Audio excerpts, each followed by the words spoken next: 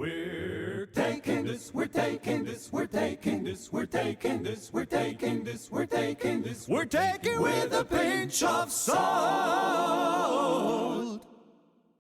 Dear colleagues, welcome to The Pinch of Salt, a podcast offered by the ERA. I'm your today's host, Dr. George Kosmadakis from France, and the subject is a practical guide on sarcopenia for CKD patients. Sarcopenia is increasingly recognized as a major complication in CKD. It affects physical function, independence, and survival, yet it remains underdiagnosed and undertreated in daily practice. Early recognition and targeted interventions could make a decisive difference for our patients. These important aspects are to discuss today with our distinguished guest, Thomas Wilkinson from Leicester, UK. He is a research fellow in the University of Leicester with particular interest in muscle physiology and exercise science, and he has worked and published a lot on this subject. Tom, welcome to The Pinch of Salt. Thanks, George. Really good to be here. Really good to see you again as well. It is a pleasure, and we will want to listen from the specialist some issues about this very important problem, underdiagnosed. We are underestimating it, in my opinion, sometimes. So, Tom, I want to start with a naive question. What is sarcopenia, and what is the difference between frailty and sarcopenia? Yeah, it's a good question. I think a good place to start is probably looking at what it means. So it's Greek, and I don't have to tell you that, I'm sure, but it means loss of flesh. It was originally recognized in the late 1980s, I think it was, around this idea that as we age, we lose muscle mass. So the general consensus at the minute is really it's a progressive, generalized loss of skeletal muscle, and it's characterized by not just loss of muscle mass, but also a loss of muscle strength. And I mean that in terms of our ability to generate force. I think you summed it up quite well. I think it's quite under-recognized. There's been lots of research to show that not many physicians and medical professions are fully aware of it, but it does have its own ICD-10, could be a bit of a continued recognition of it. And the question around frailty and sarcopenia is one we always get. They're obviously quite inherently linked, not just kind of epidemiology-wise, but also biologically. So I often think that sarcopenia is quite specific, with a focus on the muscle and the function, where frailty I would see more multidimensional, more of a syndrome. Frailty incorporates things like weakness, exhaustion, low energy expenditure, mobility impairment. There's a lot of multi-system things going on. And the definition of frailty is slightly different as well. It's more around a reduced vulnerability state. So I think they are related. I think sarcopenia certainly contributes to frailty, but we know that frailty can occur with and without sarcopenia in terms of loss of muscle mass and loss of muscle strength. So sarcopenia is included in the frailty syndrome, and we see both of them a lot in our patients. But how common is this sarcopenia in CKD patients, and why are they so important to recognize?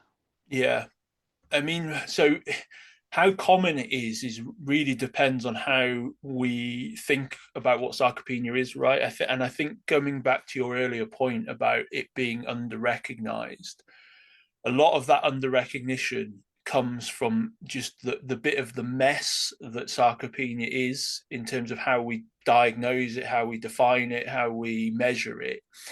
There's so many different working groups, different thresholds, different criteria, and that really hasn't helped sarcopenia's cause, I think.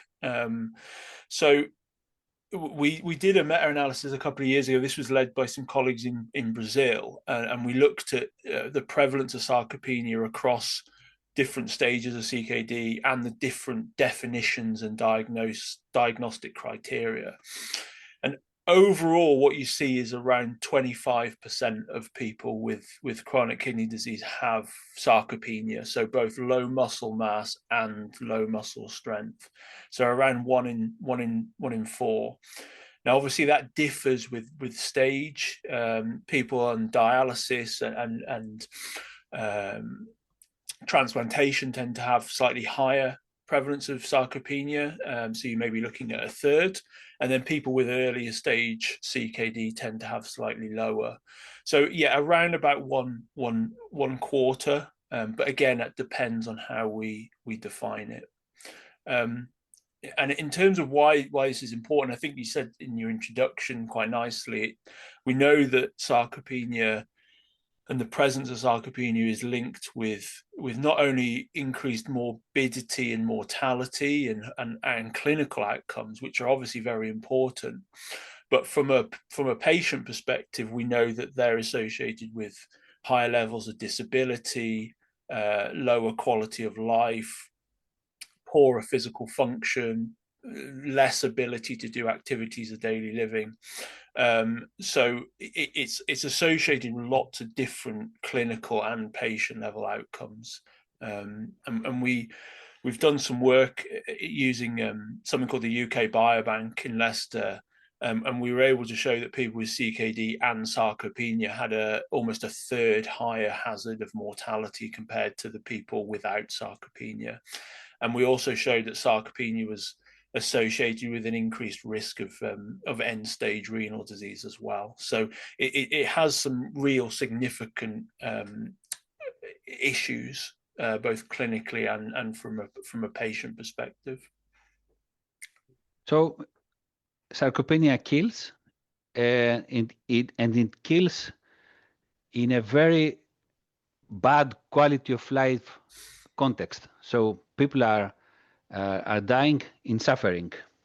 So if you take the premise and prompts, this is the definition of the issue that you should address in order to improve the patient-related outcome measures and the way the patients are living with their CKD.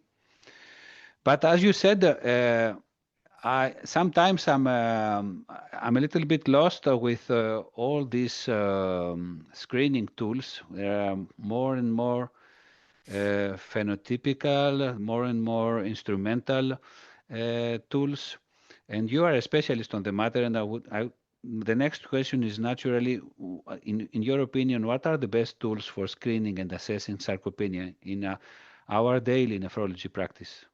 Yeah. I don't think you're alone in that. Like I said before, there was a really good study from a few years ago, and I think it was around 75-80% of physicians were unsure on the diagnostic criteria or how to approach it. So I think that there's a few things we can think about when we're trying to diagnose sarcopenia. There's an element of screening, case finding. So how can we quickly identify people perhaps at risk? And then we can move on to maybe confirming the presence of sarcopenia using some more objective measures. So from a screening perspective, there's a few different measures. The European consensus advocate a questionnaire called the SARC-F. So this is a really simple 5-item questionnaire that just asks patients about their strength, their assistance in walking, can they climb stairs and falling. Obviously, that's very easy to use, very easy to and quick to do in clinic. That's got quite a low sensitivity, but quite a high specificity. So it's good for ruling out people without sarcopenia rather than being able to detect it. But we can combine that with a measure of calf circumference if we want to improve that. So that's quite a good way of screening people, I think, just to give us an idea. There's also a bit of a rise and a bit of a move towards biomarkers of sarcopenia. and that's something that we're doing in Leicester here, is looking at how we can potentially use routine blood-based biomarkers to help screen and detect sarcopenia. So there's quite a few that we can look at. One of them, and probably the most apt from a nephrology perspective, is creatinine and cystatin C. So there's quite a lot of evidence, and we published some work last year that suggests that the ratio between creatinine and cystatin C is actually quite a good indicator and has quite good prognostic ability to detect people with sarcopenia. So that's something that needs a bit further work, and there's obviously a lot of work to be done in that area. So I think that might become something that might progress in the future, this idea of using biomarkers. Essentially, once we've got our person, we need to confirm whether they've got sarcopenia. And if we think about what sarcopenia is in terms of low muscle mass and low muscle strength, there's a few ways to do that. Assessing muscle strength is probably slightly easier in a clinic. So something like hand grip strength dynamometer is probably the easiest and the most accurate. But we can also do, really simple functional tests like standing up and down from a chair. So those would be good for giving us an idea of somebody's strength. And then we would need to look at their muscle. So DEXA or MRI is obviously going to be the key. But we can use things like bioelectrical impedance as well. So I'm sure everybody's seen these scales that you stand on, and it gives us an indication of fat and muscle. So they're the kind of the steps, if you like. We can screen using simple tools, but then it's a case of trying to confirm the presence of low muscle mass and low muscle strength using different techniques. Right. So you would suggest that somebody who wants to create an optimal program of sarcopenia detection to start from SARC-F plus cuff circumference, and there he will detect the patients at risk, and afterwards he goes on with more confirmatory measures like bioimpedance or hand grip or other measures. It's very interesting as well, the creatinine to cystatin C ratio, and there was some proposals to measure creatinine adjusted for the body surface area in the past, for those who do not have the ability to have cystatin C measurements in their services. Very, very interesting. And okay, now we have diagnosed our 33% of dialysis patients, or our 25% of CKD patients with sarcopenia, and we should try to find a cost-effective way to help them. What are the interventions that are the most effective to prevent or to manage sarcopenia in this population? Yeah. So I think if we think about the risk factors of sarcopenia, apart from maybe age, some of the work that we've done has suggested that physical inactivity is one of the key risk factors, and thankfully low physical inactivity is somewhat reversible and certainly modifiable. So and George, as you know, in Leicester, we have a really strong program of work around lifestyle interventions, and particularly focusing on exercise and physical activity. So it's kind of unsurprising, really, that if we're trying to improve muscle strength and muscle mass, that exercise and physical activity is really the cornerstone therapy, if you like.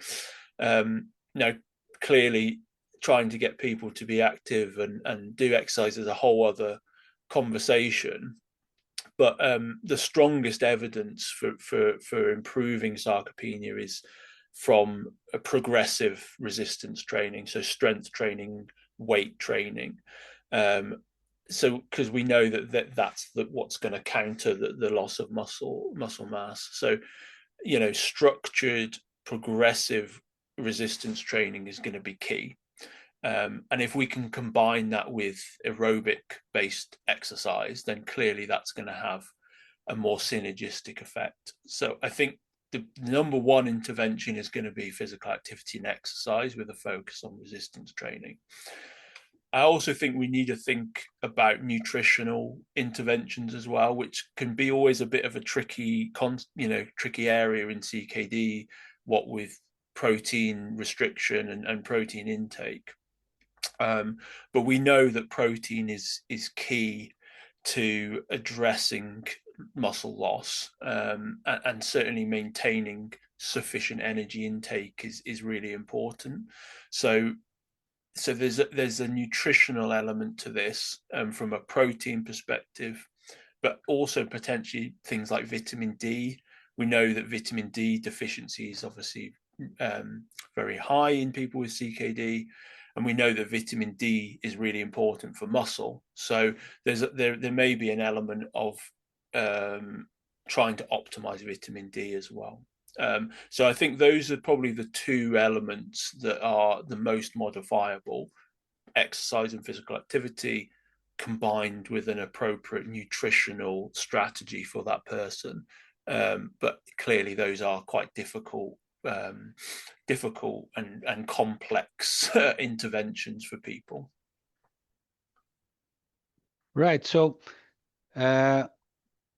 what is interesting in what you say is that in the past we were considering that cycling during dialysis was the cornerstone, and probably the paradigm for exercise in patients with CKD is more focused on the muscle mass and the muscle strength, and mostly on the resistance training, which is a little bit change of a paradigm compared with the past. I remember that when we did some aerobic training, we were very impressed to see that even the muscle mass had increased, but we were talking about severely deconditioned patients who would benefit from anything, actually. And there's always this problem with limitations for the introduction of exercise programs in renal units all over the world. There is a special podcast we did with this 2 years ago with Alice Smith. Dear colleagues, do not hesitate to listen to it. And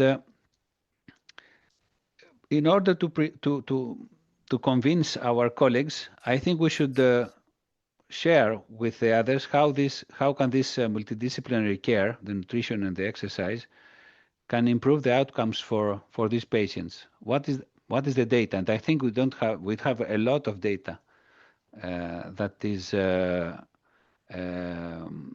encouraging us to do this.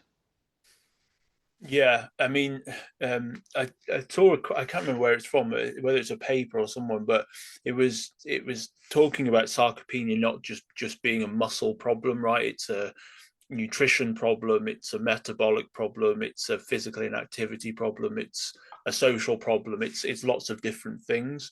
And I think that lends probably quite well to the question in terms of that means it needs a multidisciplinary intervention, right? So we've talked about the role of the nephrologist or the clinician in detecting and trying to identify people who are at risk of sarcopenia or who have sarcopenia, so that they can intervene.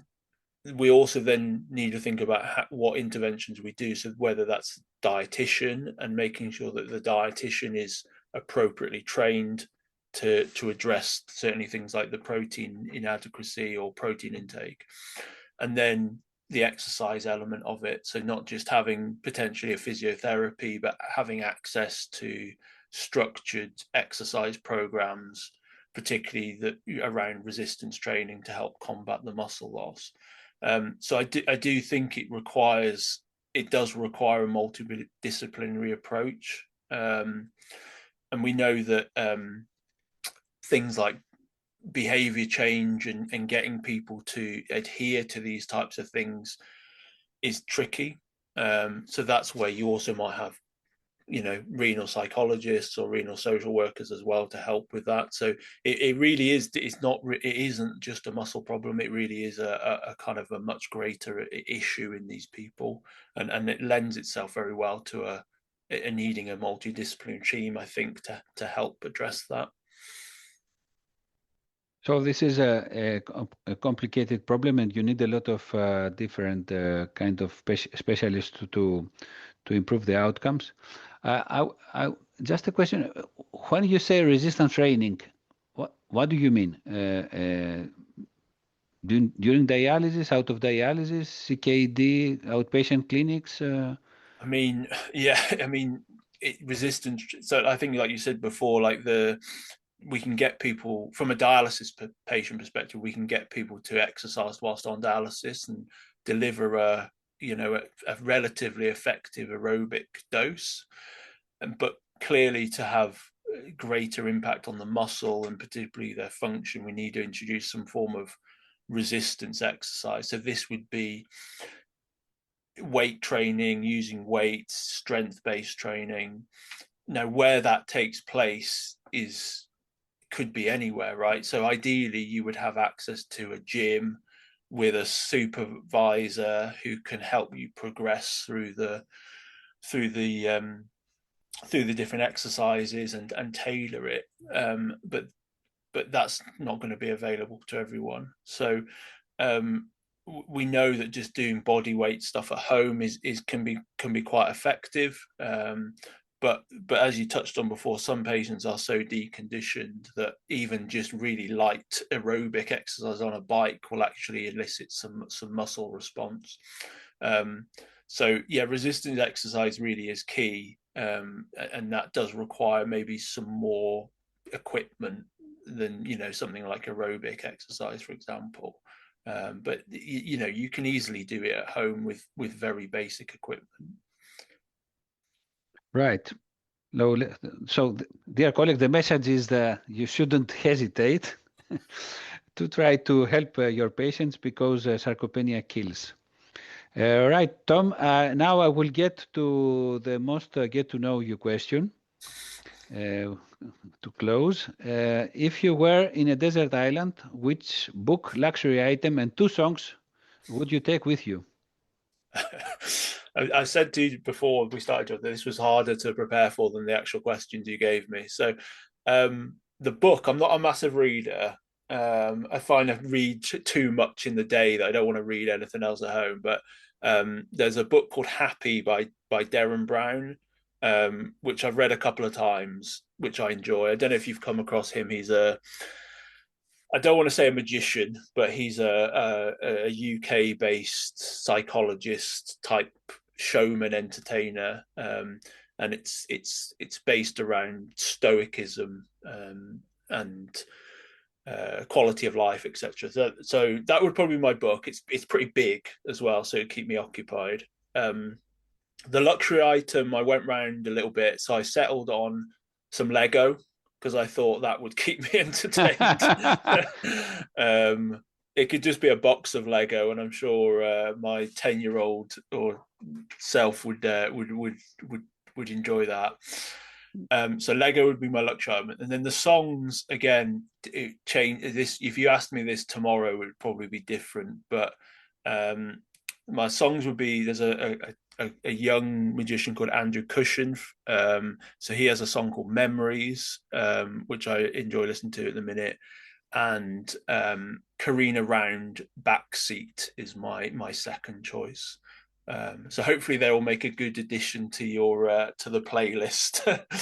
The playlist is very variable and very interesting every year. But you are the first to propose Lego Okay, good. as a luxury, and you are very original. Well, dear colleagues, as you see, sarcopenia represents both a challenge and an opportunity for nephrology teams worldwide. By addressing them proactively, we may improve quality of life, autonomy, and their outcomes for CKD patients. We hope this podcast has offered you practical guidance and food for thought. We hope you enjoyed the discussion as I did. Tom, thank you very much for being with us today. Yeah, no problem. Thanks, George. Thank you. Dear colleagues, more podcasts are, of course, available on all known platforms. There are about 60 right now. Thank you very much for listening. Take care.